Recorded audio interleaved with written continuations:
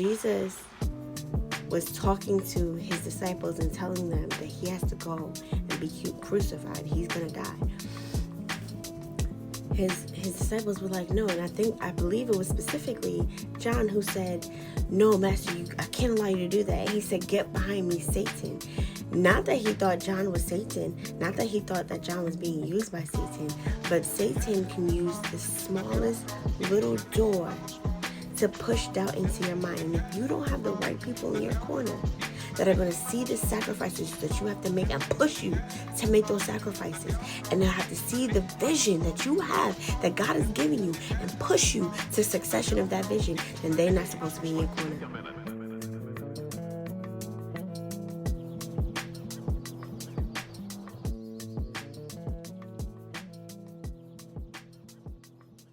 Hey y'all, it's your little big sis CJ Renee. We're back with another episode. Y'all, we are being consistent because I'm tired. Okay, y'all can see it on my face. Your girl's tired. But you know what? No matter what happens, I'm going to be on point with y'all because this is not just about me. It's not just my journey. Even though, yes, I'm taking y'all on my journey with me, but it's about y'all too because I feel like y'all are getting a lot out of what I'm talking about. And thank you for all my viewers. Thank you for all the commenters. Thank you for all the likes, shares, and subscriptions. I appreciate y'all. Y'all awesome. Anyway, so today we're going to just jump right into our conversation today. And we're talking about who is in your corner. That's right. Who is in your corner? Who's in your corner is very important. I always tell people that if it wasn't for the individuals that I had in my corner while I was going through, I would not be who you see today.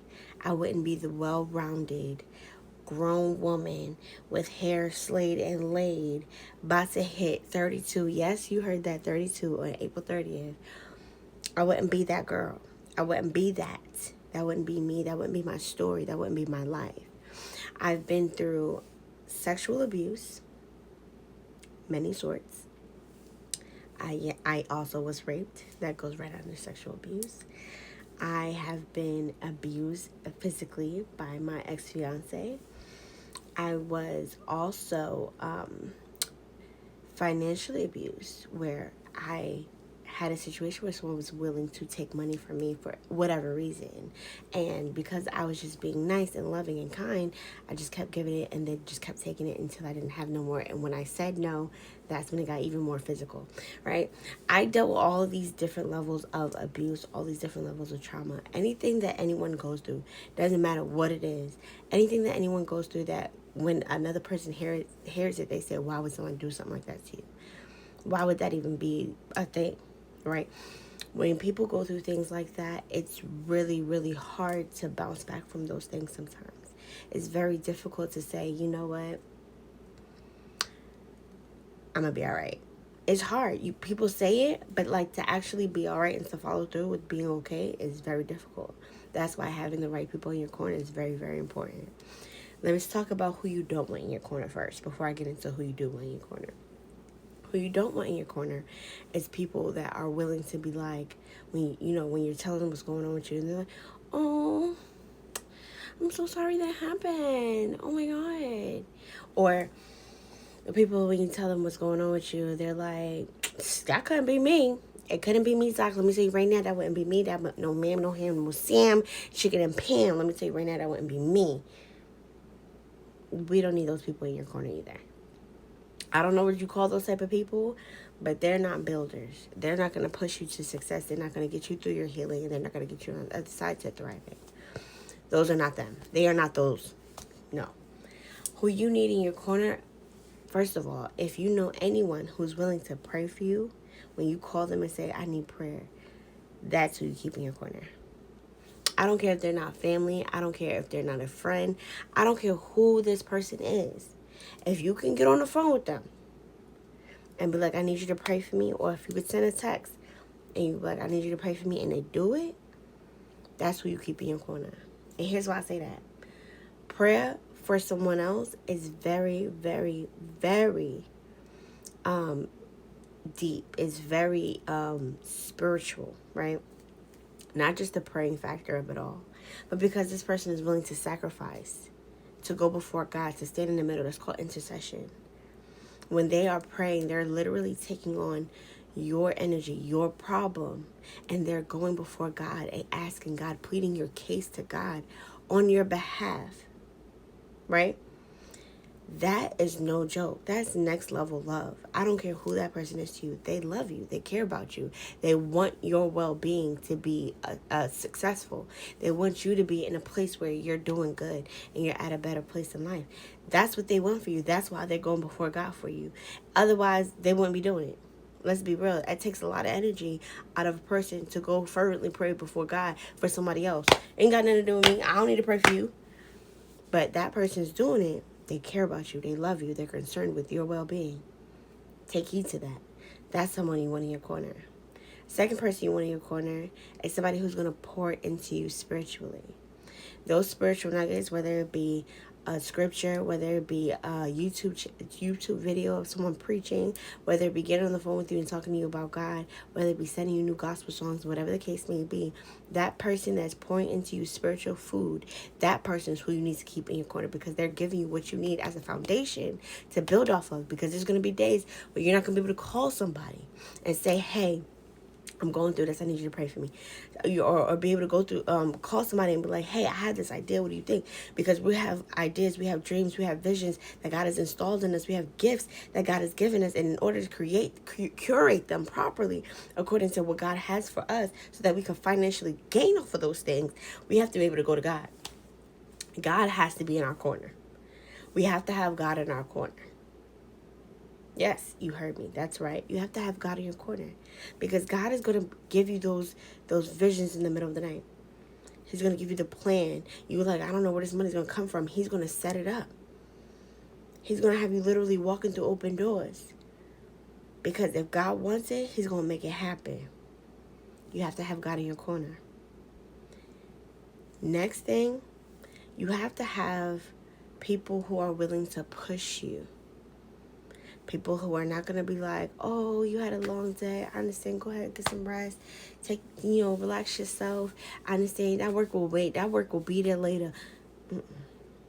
You want somebody who's going to be like, oh, wasn't you supposed to make that video today? Get to that.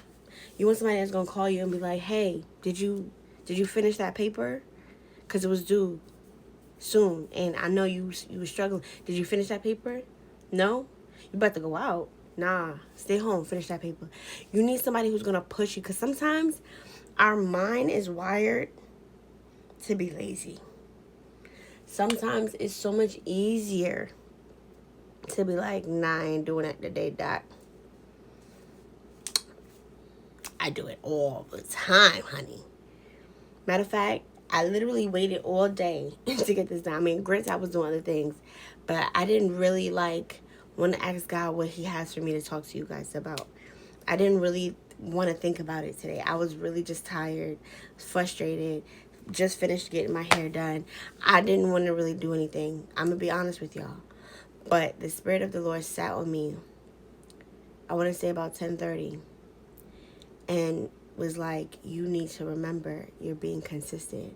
Not just for you, but for the people who are watching. They have to see you show up in any time that you're weary, anytime that you're frustrated, anytime that you're tired. They need to still see you show up. They're learning from your behavior. Not only that, but then God gave me the word that I needed to give to you. And I'll be a fool if I don't take heed to when God is telling me to tell y'all something. Be careful with who's in your corner, because those people can also destroy your dreams. Let's talk about that conversation I had real quick before this video is over. Let's talk about the conversation I had with y'all last video or the week before. I don't remember. And I was discussing how John was walking on the water, right? John was walking on the water. He's the only other man besides Jesus that walked on water. And do you understand that one moment of distraction pulled him into the water, and he was no longer walking on the water, he was in the water. Not only that, but when Jesus was talking to his disciples and telling them that he has to go and be crucified, he's going to die, his disciples were like, no. And I believe it was specifically John who said, no, master, I can't allow you to do that. And he said, get behind me, Satan. Not that he thought John was Satan, not that he thought that John was being used by Satan, but Satan can use the smallest little door to push doubt into your mind. And if you don't have the right people in your corner that are going to see the sacrifices that you have to make and push you to make those sacrifices, and they have to see the vision that you have, that God is giving you, and push you to succession of that vision, then they're not supposed to be in your corner. Those people got to go. Do you understand me? God is giving y'all something great. God is giving you specifically something great. What is in you has to come out of you. People are waiting on you. Your time is now, but you have to have the right people in your corner to push you to do great. Okay? Y'all, it's your little big sis, CJ Renee, and that has been a wrap of 31 and Thriving.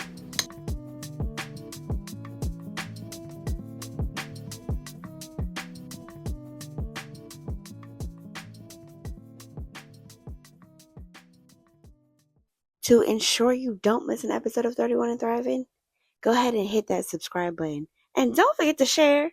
It's your little big sis, CJ Renee.